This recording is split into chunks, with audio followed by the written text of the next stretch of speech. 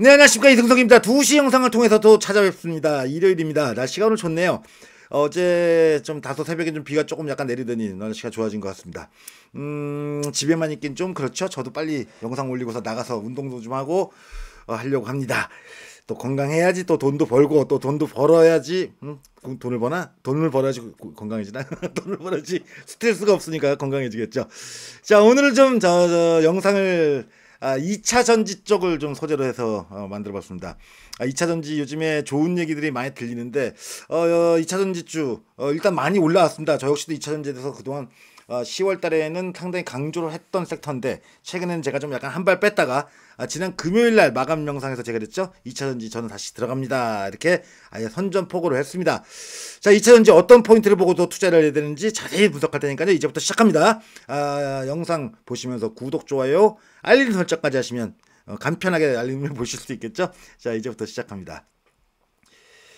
자, 제가 오늘 타이틀을 좀 이렇게 잡아봤습니다. K배터리, 이제 자동차가 아닌 AI를 충전한다. 배터리 시장 대폭발. 배터리는 폭발하면 안 되죠. 사고죠. 큰일 납니다. 표현이 그런 거니까요. 자, 어떤 일이 있었을까요? 자, 일단 배터리 관련된 종목들의 주요 기업의 실적이 이제 다 마무리가 또 됐습니다. 마무리가 됐는데 먼저 그 실적의 내용부터 좀 먼저 살펴봐야 되겠는데요. 일단은 글쎄요. 좀 많이 도약했다 이렇게 표현해 볼 수가 있을 것 같아요. 제가 그래서 도약하는 K 2차전지 산업 이렇게 이미지 컷을 해서 만들어서 올려봤는데, 자, 전체적인 2분기 아니 3분기 쪽에 주요 2차전지 기업들의 실적을 먼저 점검해 보겠습니다. 일단 LG 에너지 솔루션, 실적이 괜찮았어요. 매출은 좀 줄었지만 이익이 증가, 영업이익이 34%나 증가를 해가지고 내용 성적표 일단 괜찮았습니다. 뭐 삼성 SDI는 영업 부분에서는 적자를 기록했죠. 약 한 591억 정도의 적자를 기록했습니다만 순이익이 흑자로 전환이 됐죠. 순이익 부분이 흑자로 전환돼서 이걸 좀 시장에서 높이 평가를 해주고 실적 발표 후에 주가 움직임이 좋았죠. 에코프로도 실적이 괜찮습니다. 매출과 그다음에 영업이익 부분이 대폭적인 호전. 그러니까 주가가 최근에 급등한 것도 다 이유가 있는 거죠. 그냥 올라온 건 아니죠. 다만 이제 포스코 퓨처엠도 흑자 기조는 유지가 됐습니다만 매출이나 이익 부분이 좀 감소했고요. LNF는 영업이익 쪽에서 흑자 전환을 한 게 이번에 특징적인 부분이었다고 할 수 있겠습니다. 지금 화면에 보시면은 대체적으로다가 지금 이번 3분기 실적이 2차전지 쪽이 그동안에 극심한 부진에서 좀 전체적으로 본다면 좀 탈피하는 움직임을 보이고 있죠. 이걸 좀 종합해서 좀 요약을 해볼게요. 일단 매출의 흐름 자체가 개선된 건 아니에요. 그러니까 결국 우리나라 2차전지 업체들이 뭐라고 해야 될까요? 이 마켓쉐어, 전체 시장에서 차지하는 비중이 크게 확장세. 전체 시장은 커가고 있는데 우리나라의 기업들의 매출은 크게 확장을 보이지 못하고 있다고 볼 수 있겠는데요. 최근에 뭐냐면 글로벌 수요가 좀 둔화되는 가운데 3분기 쪽에서는 호전되는 양상을 보였었고, 특히 자동차 부분에서 좀 약진했다라고 알려지고 있습니다만 실제는 한국 기업들보다는 역시 중국 쪽 기업, 자동차를 본다면은 우리나라가 좀 강점 있는 이 대형 고성능 자동차보다는 중소형 자동차 쪽, 그쪽은 이제 아시다시피 이제 중국산 배터리가 많이 탑재가 되죠. 그러니까 삼원계 쪽보다 FRP 쪽이 많이 들어가게 되는데, 이런 부분에 있어 이제 한국 기업 쪽에서 대한 실적 기대보다도 또 특히 뭐 CATL 같은 중국 기업은 3분기 실적이 상당히 좋게 발표가 돼서 우리하고 좀 대조를 이룹니다. 하지만 어쨌든 우리 기업들도 분명히 이전보다는 좋아지는 양상을 나타내고 있고, 최악의 국면, 어떤 실적이 계속 내리막을 걷다가 좀 돌아서는 움직임 정도는 나오지 않나 이렇게 보여지는데, 그 배경을 본다면 역시 자동차 배터리 쪽에서는 이 보조금의 감소, 그러니까 이거 뭐 보조금의 감소는 이제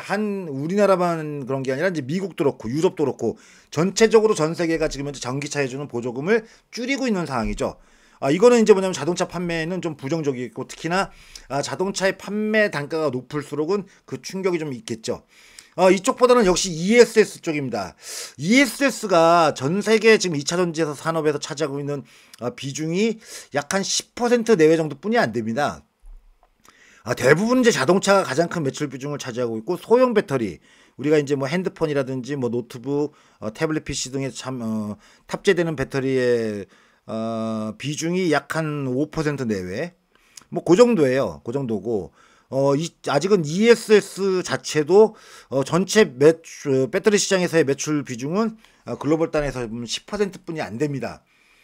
근데 이게 지금 현재 증가폭 속도, 그러니까 이 자동차 쪽의 배터리 시장의 증가 속도 대비 ESS의 시장의 증가 속도가 빠른 거죠. 거기서 이제 뭐냐면 한국 기업들이 강점을 가지고 있죠. 특히 전 세계 배터리 시장에서 가장 큰 시장인 미국 쪽에서 지금 현재 보면은 미국에서의 이제 중국 제품들에 대한 이 공급망 배제가 자꾸 한국 기업들로 하여금 이제 미국 기업들한테 러브콜을 받게 하고 있죠. 특히 테슬라가, 물론 이제 테슬라가 이제 아직까지는 이제 뭐냐면 전체적으로 놓고 본다면은 중국 쪽 배터리를 많이 쓰고 있습니다만, 자동차에서. 근데 이제 한국의 배터리에 탑재되는 가능성, 여기에 이제 ESS, 지난번에 이제 LG 에너지 솔루션하고 한 6조 원 가량인가요? 공급 계약을 체결했고, 이번에 이제 삼성 SDI하고 배터리 쪽, ESS 배터리 쪽에서 약 3조 원 정도의 이 계약 체결 소식이 좀 들리고 있죠. 자, 이건 좀 상당히 고무적인 것 같아요. 그래서 이제 뭐 그건 이제 좀 이따 또 알아보겠습니다만, 어쨌든 이게 전기차 중심의 2차 전지 산업의 성장에서 배터리 쪽, 그러니까 이 ESS 쪽으로다가 또 산업용 배터리 쪽, 이쪽으로 조금 뭐라고 할까, 이전보다는 좀 이 무게 중심의 추가 좀 약간 점진적으로 좀 이동하는 이런 양상을 현재 나타내고 있습니다. 그래서 특히 이제 전기차 쪽, EV 쪽의 판매가 전반적으로 좀 둔화되는 가운데, 물론 아까도 했다시피 그 전기자동차 쪽은 판매량이 오히려 증가하고 있다고, 특히 올해 들어서 올해에서 1분기부터 3분기까지 전 세계 글로벌 자동차 전기차 판매량은 늘어났는데, 그게 아까도 얘기한 대로 중소형차, 특히 유럽 같은 데에서는 이 테슬라의 입지가 크게 위축되는 가운데 중국 쪽의 저가형 이 전기차들은 매출이 지금 이제 급신장을 하고 있죠. 그러니까 중국 쪽은 이 배터리 시장이나 전기차 쪽이 상당히 좋은 걸로 알려지고 있습니다. 어쨌든 트렌드는 우리나라 기업의 입장에서 놓고 본다면은 이제 이 전기차 쪽에 대한 기대감보다는 역시 ESS 쪽, 에너지 저장 장치 쪽으로다가 좀 기대감을 가져도 되지 않을까 해서, 이게 실적에서도 그대로 드러납니다. 최근 이제 3분기 쪽에 우리나라 국내 기업들의 실적에 있어서도 역시 전기차 쪽에 대한 부분보다는 이제 ESS 쪽으로다가의 매출 비중이 좀 더 향상되는 양상을 나타내주고 있죠. 자, 그래서 이제 완제품별, 그러니까 특히 아까도 얘기했다시피 자동차용 배터리, 그다음에 에너지 저장 장치, 소형 원통형 배터리, 그다음에 전고체 LFP 등 차세대 기술 면에서 좀 요걸 제가 좀 정리를 또 해봤어요. 정리 참 잘하죠. 목이 메네. 근데 이제 여기서 이제 한 가지 제가 이제 이 배터리를 좀 더 알아보기 전에 아주 재밌는 영상부터 하나 좀 보여드릴게요.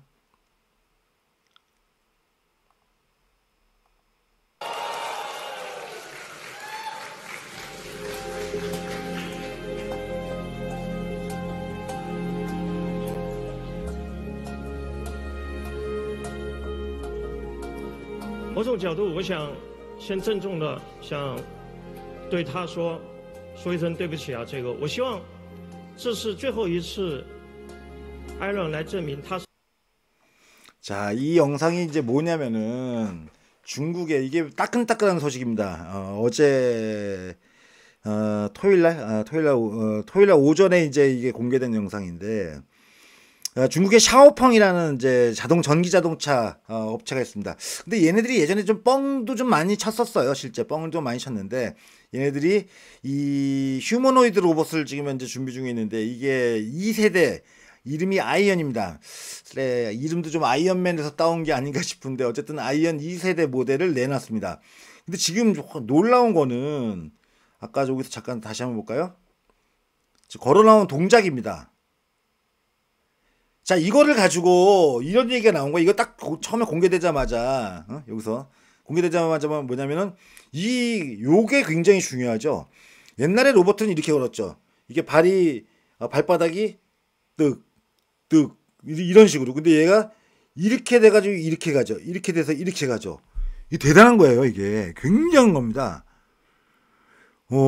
글쎄요, 모르겠습니다. 지금, 테슬라의 옵티머스도 이 정도의 운동 능력을 보이지는 못할 것으로 생각하는데, 어쨌든 중국이 이렇게 내놨어요.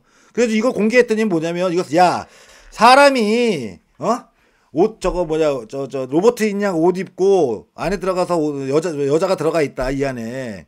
몸매도 이렇게 좀 이렇게 굴곡지게 이렇게 해가지고, 여자가 들어가 있는 거 아니냐. 그래서 로버트 흉내 내면서 걷는 거다, 이렇게. 로버트 좀 미개한 거 있잖아요. 그런 거 아니냐. 그 의심을 또 받는 거죠. 그랬더니 이 영상에서 이제 뭐냐면, 자, 이거 볼까요? 이렇게 하다가, 나중에 이제 뭐냐면 진행자가 이 다리를 뜯어버립니다. 다리는 피복을 뜯어버리고 하니까 어떤 일이 벌어지냐면, 이게 가위로 막 오리고 뭐 난리 났죠. 잘 뜯어지도 않아요. 자, 로봇발이 나왔어요. 진짜 로봇인 거죠. 그래가지고 이제 얘가 이제 다시 이 상태로 이제 걸어가죠. 보세요. 와, 이게 대단한 거예요, 이게.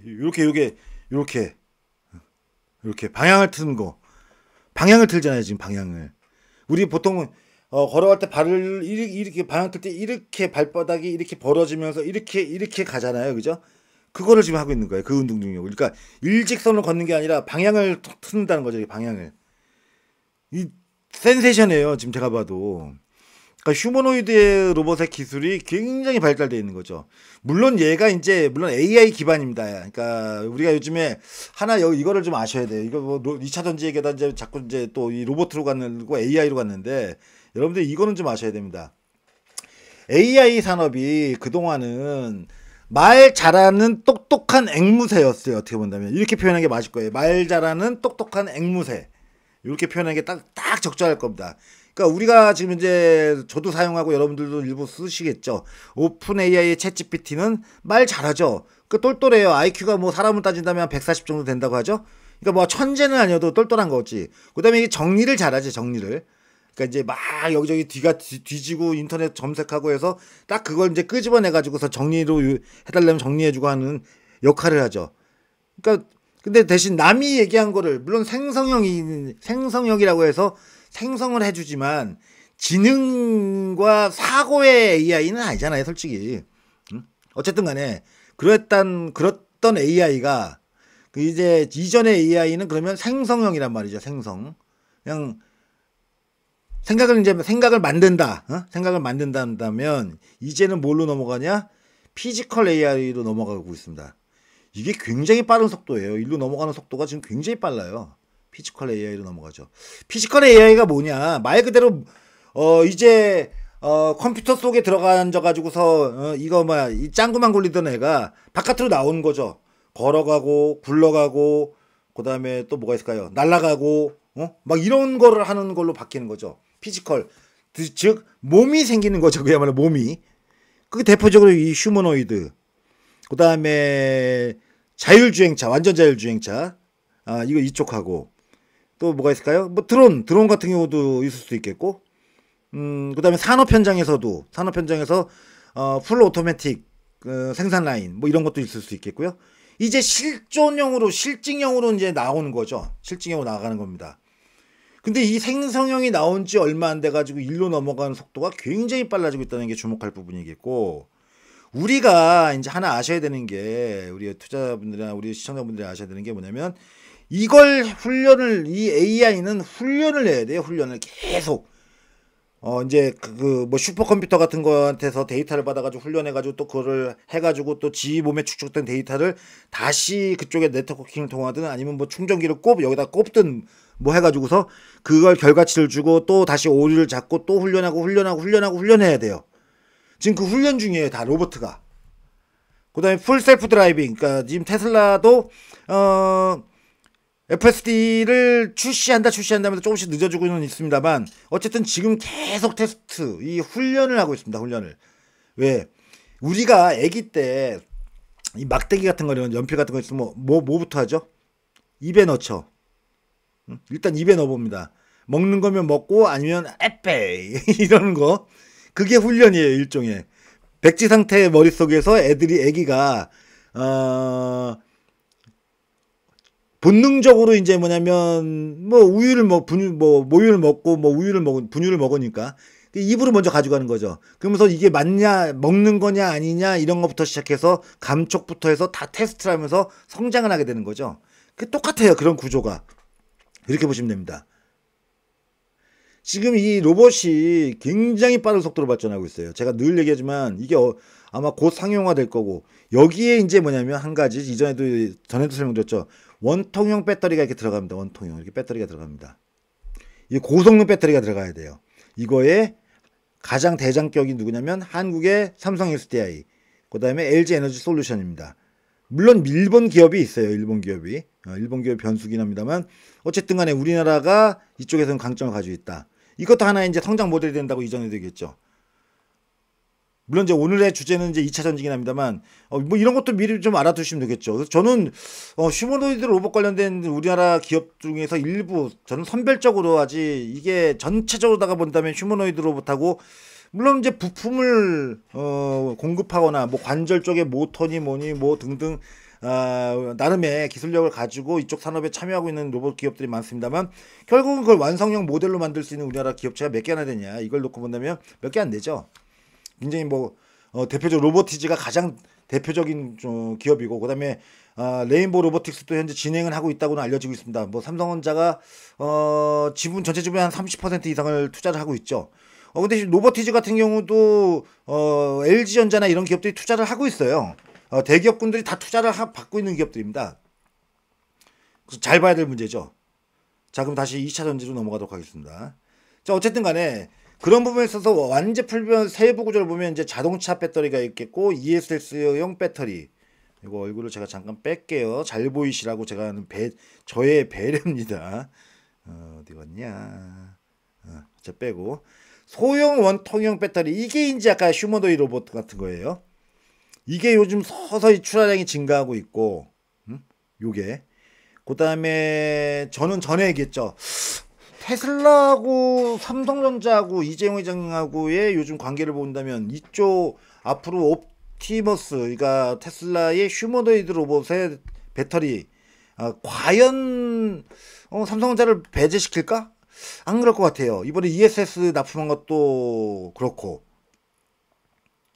그 다음에 이제 전고체 등을 기반으로 한 차세대 기술, 요거는 이제 어떻게 보면 아직은 퀘스천 마크죠. 이제 막 파일럿 단계, 그러니까 테스트를 하면서 양산 준비를 하고 있다고 이렇게 알려지고는 있습니다. 다만 단기적으로다가는 이제 매출 실적에서는 지금 현재 당장은 어떤 큰 영향력이 없는 쪽이죠. 여기 보면 이제 소형 원통형 배터리, 요게 테슬라가 이제 옵티머스 등 주요 자기들의 제품군에 탑재를 예정하고 있는 쪽이고요.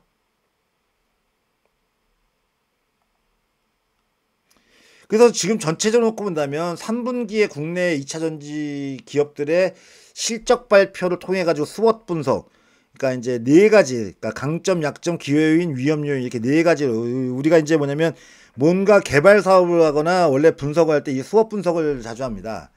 이걸 토대로 하죠.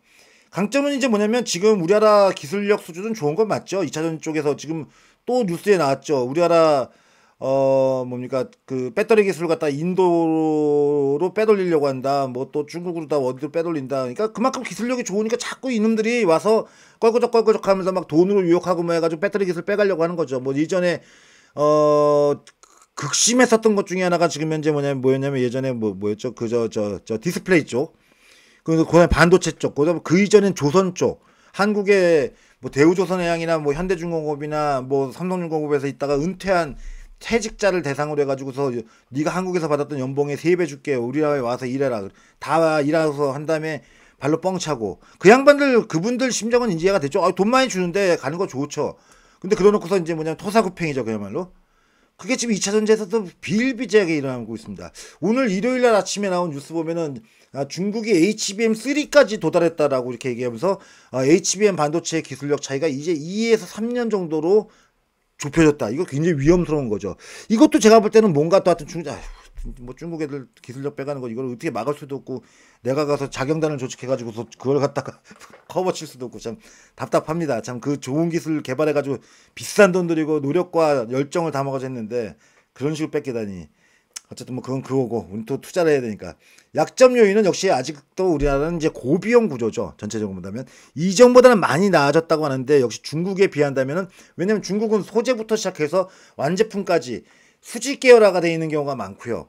그러니까 원료 조달부터 시작해서 비용이 덜 들어가죠. 여기에 중국 정부의 강력한 지원으로 인한 보조금까지 해가지고 그게 중국하고 지금 이제 우리가 부대끼는 부분이죠. 그다음에 기회 요인은 뭐가 있냐? 그럼 앞으로 지금 현재 요거는 이제 강점이나 약점은 현재까지의 문제인 거고 앞으로에 있어서는 제가 오늘 영상 타이틀을 얘기했다시피 이제는 자동차가 아니라 AI를 충전한다 이렇게 제목을 달았는데 지금 데이터 센터가 난리예요. 지금 우리나라도 지금 그렇긴 합니다만 국회에서도 지금 데이터 센터 이번에 엔비디아가 26만 장 공급하는 거를 갖다가 전기를 어떻게 할 것이냐 막 야당에서 물어보고 막 이러죠. 그것도 참 바보 같은 소리예요. 왜냐면 에너지와 관련된 대책이 없이 데이터 센터 만든다 불가능하다고 그랬죠. 데이터 센터를 만들려면 일본이 제가 이전에도 영상에서 얘기했다시피 첫 번째가 저는 이 프로젝트를 해봤기 때문에 참여를 해봤기 때문에 잘한다고 제가 얘기 드렸죠. 뭐 만약에 증거를 보여라? 제가 여기 제 컴퓨터에 자료 다 있으니까 나중에 언제 한번 그거 보여드릴게요 다. 뭐냐면 전력 확보부터 해야 돼. 전력 확보. 왜 전기 확보 안 되면 안 되니까. 그래도 일본의 인허가 문제에서 첫 번째가 우리나라 같은 경우는 뭐 미국도 마찬가지예요. 전기 확보입니다. 전력 확보. 두 번째가 그러고 나서 이제 뭐냐면 건축에 대한 인허가가 시작되는 거죠. 그러면서 또 이제 민원 문제가 와요. 요즘에는 이 데이터 센터도 참 그것도 답답해요. 이 데이터 센터 들어오면 뭐 주변 사람들이 고압 전류 때문에 다 암에 걸려 죽는다는 둥. 난 진짜 미치겠어요.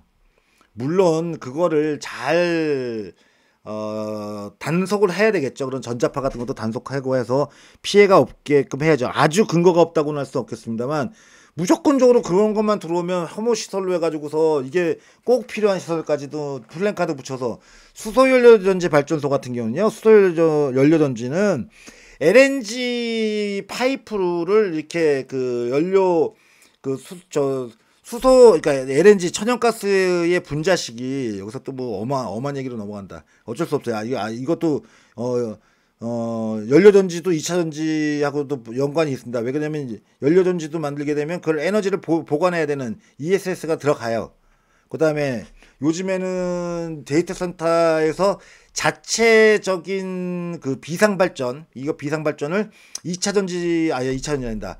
이 수소연료전지 발전으로 하는 경우가 상당히 많습니다. 그리고 우리가 잘 아는 롯데월드 타워 저기 100몇 층짜리 거기 잠실에 있는 그 건물에도 수소연료전지 발전소 연료 발전기가 6메가와트 정도 들어가 있습니다. 거기도요. 이미 실상에 다 들어가 있어요. 실생활에 들어가 있습니다. 근데 이게 이거 발전한다고 하면 뭐라고 플랜카드 붙냐면 수소 폭탄이 우리 동네를 다 날려보낼 것이다. 뭐 이런 식으로 플랜카드가 붙어요. 이게 참 뭐냐면 답답한 얘기예요. 그분들 입장에서 우려되는 부분도 있는 건 알지만 수소는 저장을 하게 되면 이게 공기보다 가볍고 팽창력이 좋아서 익스플로전 터지는 이 하이드로젠 쪽은 터지는 성향이 있는 건 맞아요. 근데 문제는 뭐냐면 수소연료 전지 발전소는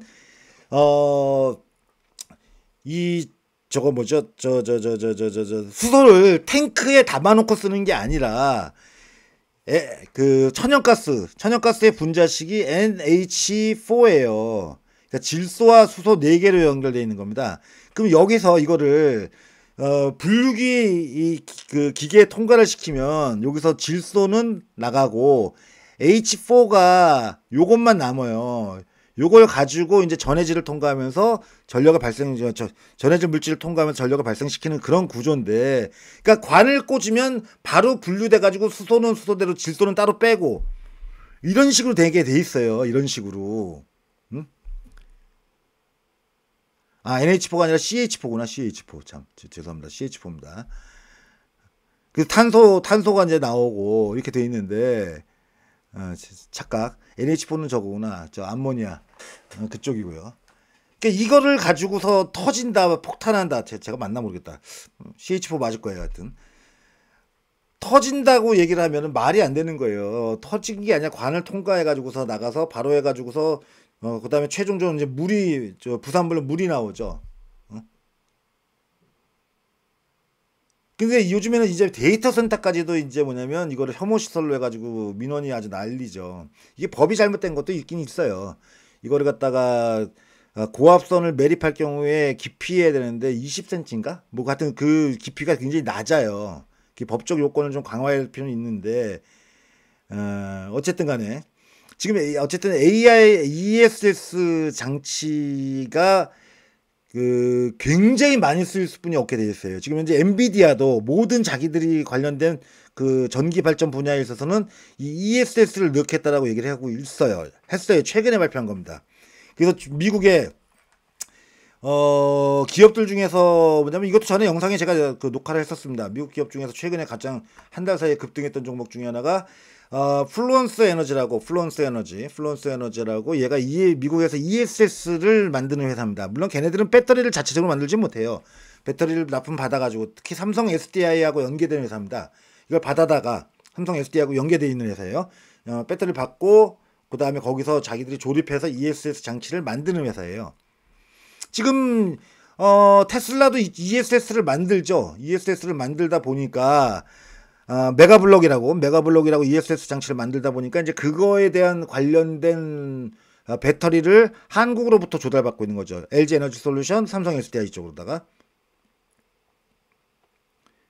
그 다음에 이 휴머노이드 로봇이 이제 곧 양산 체제에 들어가게 되면 이쪽도 아직은 시장의 규모가 어마어마하지는 않아요. 이제 앞으로 새로운 분야가 되는 거지. 우리가 버스턴 컨설팅 그룹의 매트릭스, BCG 매트릭스 보게 되면은 여기 제가 전해드리겠죠. 이거는 퀘스천 마크, 그 다음에 라이징 스타, 그 다음에 캐시카우, 그 다음에 여기는 독 이렇게 불렸는데 요 휴머노이드 로봇 관련된 부분의 배터리가 Q에서 이제 라이징 스타로 넘어가고 있는 거죠. 앞으로 이제 매출 기대감이 생길 수 있는 요인이죠. 곧 시작되는 거죠. 거기서 우리나라가 빨리 시장을 선점해 나가야 되겠죠. 근데 그쪽은 고성능 소형 원통용 배터리이기 때문에 그거는 이제 뭐냐면 우리나라 강점이 있는 분야죠. 일본하고 우리하고가 강점이 있어요. 위험 요인은 여전히 중국이죠. 중국이 문제고 여기에 이제 저는 한 가지 아직 뒷꼭지가 좀 간질간질한 게 한국의 핵잠수함을 만들 때 과연 중국이 지금처럼 지금 일단 조용해요. 과연 조용히 있을까? 요게 이제 하나의 위험 요인이죠. 이렇게 보시면 되고. 근데 가장 중요한 건 이제 ESS가 과연 이제 앞으로 얼만큼 시장이 확대되냐에 따라서 우리가 자동차용 배터리에서 뒤지고 있는 부분이 이제 앞으로 수요가 확대되는데 그 수요 메커니즘을 본다면 제가 볼 때는 상당히 크게 증가할 가능성이 있다고 보여집니다. 보통은 데이터 센터 한 곳이 예를 들어서 100메가와트짜리라고 한다면 전력 사용량이 여기에서 20에서 30메가와트 정도의 ESS가 들어가야 됩니다. 그렇게 되면 엄청나게 폭발적으로 그러니까 예를 들어서 지금 이제 지금 울산의 아마존 웹 서비스하고 SK하고 하는 게 80메가와트짜리거든요. 그 데이터 센터 용량이. 그러면은 8324 한 24메가와트짜리 정도의 에너지 저장 장치가 있어야 된다는 얘기죠. 근데 지금 이제 우리나라가 계속 이제 확장이 되겠죠. 아까도 얘기했다시피 아시다시피 엔비디아가 삼성, SK, 현대차, 네이버는 자기 자체의 데이터 센터는 있기 때문에 신설을 하지는 않을 거라고는 알려지고 있어요. 신축을 안 하고 기존 데이터 센터의 데크를 AI로다가 교체한다. 이런 식으로다가 지금 이제 가능성이 있다고 얘기하고 있고 대신 삼성도 물론 삼성 SDS에 지금 데이터 센터가 3개인가 4개인가 있을 거예요. 뭐 그거가 있지만 신축한다 그러죠. 신축한다 그러고 지금 SK도 지금 현재 신설을 한다 그러고 그다음에 정부도 마찬가지고 정부도 지금 현재 그 GPU를 받게 되면은 데이터 센터 만들어야 돼요. 그럼 누군가 외주 주겠죠. 바깥으로다가 이제 입찰이 나가겠죠. 그게 좀 유력한 게 LG CNS가 맞습니다. 그것도 맞아요. 왜? 가장 많이 하는 애기 때문에. 많이 하는 애기 때문에. 그럼 이쪽은 계속 수요가 늘어날 뿐이 없고 미국 같은 경우는 지금 스타게이트 프로그램, 이제 오픈 AI의 챗GPT 얘네들이 지금 진행하고 있는 이 스타게이트 프로젝트는 아직 시작도 안 했어요. 제대로 시작도 안 했습니다. 그게 이제 뭐 한 개 데이터 센터 용량이 1기가와트, 1기가와트는 1000메가와트입니다. 어마어마합니다. 1기가와트면 1000만 가구 정도가 쓸 전력이에요. 그럼 1기가와트니까 거기에 20% 내지 30%짜리 들어가면 200메가에서 300메가짜리 또 ESS가 들어가겠죠. 그럼 이게 새로운 성장 동력이 될 가능성이 있다고 봐야 되겠죠.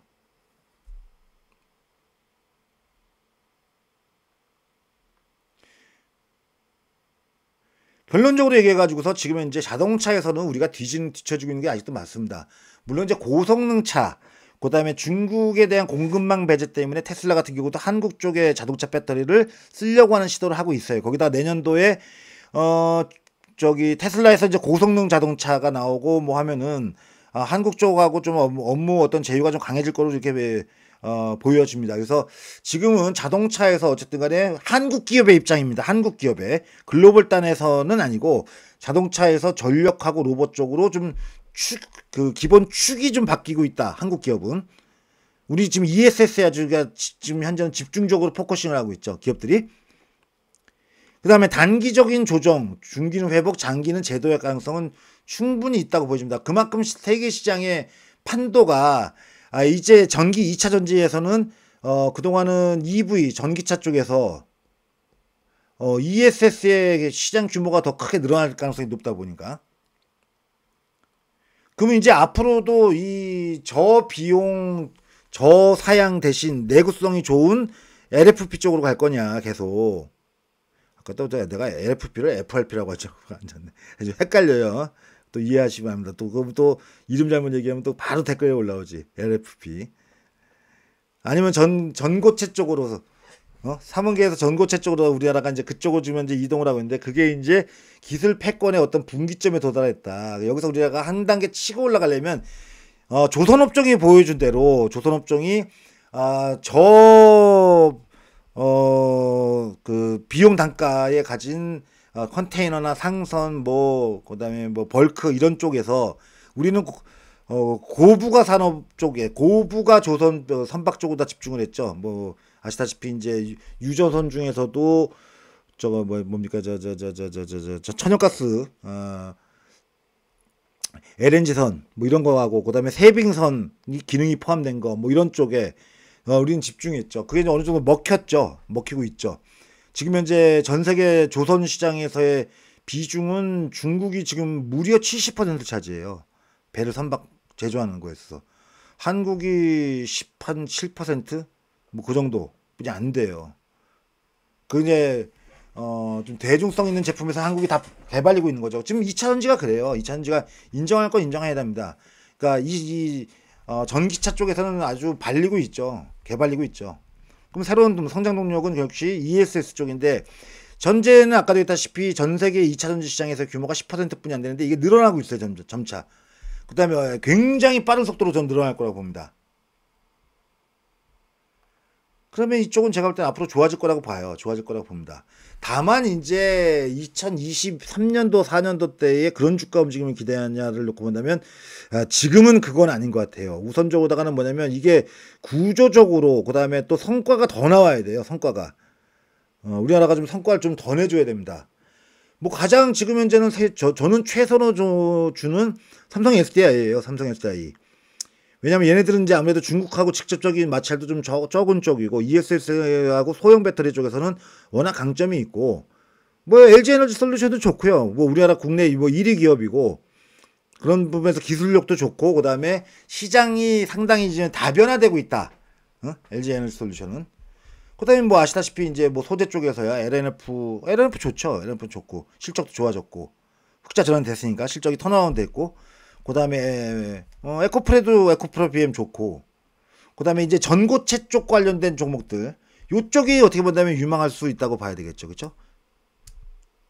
그러니까 이제 그런 부분을 좀 염두에 두시고 보시면 될 것 같아요. 그래서 2차 전지를 저는 이제 금요일 날까지 들어갔는데 다만 단기적으로 너무 급등해가지고 그 가격적 부담이 문제인데 지금은 단기적 접근이 유리해요. 단기적 접근이 유리하고 좀 올라오다가 좀 조정답게 한번 받으면은 이제 좀 뭐라고 해야 되나 지금 이전에 어떤 약세 국면 주가의 약세 국면은 이제 탈피했다. 이제 그 이만큼 퍽 빠지고 여기서 이제 뭐냐면 좀 하단부에서 좀 하방 경직을 보이는 주가 과정이 좀 펼쳐질 것 같아요. 지금은 단기적으로 올라갈 자리는 좀 아직은 남아 있습니다. 먹을 자리가 있는데 다만 전략상은 좀 전에 얘기했다시피 단기적 접근이 유리하다. 긴 호흡은 지금은 아니에요. 제가 2차 전지를 얘기하면서 10월 초부터 얘기하면서 계속 똑같은 얘기한 게 단기적으로 봐라. 이거는 아직은 길게 볼 쪽은 아니다. 이 얘기를 계속 드리죠. 제가 어제는 이제 카카오에 대해서 집중적으로 했고 또 토요일 날도 그렇고 저는 카카오에 대해서 기대감이 많아요. 굉장히 많습니다. 근데 요즘에 단기적으로는 오히려 반도체 쪽보다도 2차 전지 쪽의 기대가 더 높은 것도 사실입니다. 물론 장기는 반도체가 최고고. 이런 점을 좀 염두에 두시고 투자에 좀 반영해 보시기 바랍니다. 제가 2차 전지는 자주 언급하는 업종이니까요. 세부적인 종목 같은 거는 또 저희 아침 8시 영상 아니면 4시 반에 올라오는 또 이제 마감 쇼츠 이를 통해서 또 자주 언급드리도록 하겠습니다. 자, 휴일 이제 시간이 뭐 얼마 안 남았지만 오후 시간도 편안하게 보내시고요. 즐겁게 보내시고 날씨 좋습니다. 저도 이제 저희 운동 좀 하러 골프장 가서 골프박스 몇 박스 좀 때리고 좀 이러려고 합니다. 운동도 좀 해야죠. 요즘 살이 제가 많이 쪄가지고 살이 굉장히 많이 쪘습니다. 몸 건강 조절 좀 하시고 자 날씨 좋은 만큼 또 운동도 좀 하시고 외출도 하시기 바랍니다. 그러면서 중요한 건 공부도 해야죠. 공부해야죠. 다음 주를 준비해야 되겠죠. 다음 주에 대한 시장에 대한 부분은 내일 아침에 월요일 아침 8시에 영상 올라오니까요. 그 부분을 참고하셔서 대응하시면 될 것 같습니다. 제가 지금 많은 고민하고 있어요. 여러 가지 프로그램을 좀 이 영상 자체를 좀 개편을 해보려고 많이 준비하고 있습니다. 조만간에 그런 어떤 좋은 내용들을 곧 공개하도록 하겠습니다. 자, 오늘 영상 여기서 마치겠고요. 저는 내일 아침 월요일 아침 8시 오늘은 이거지 이 코너를 통해서 찾아뵙겠습니다. 고맙습니다.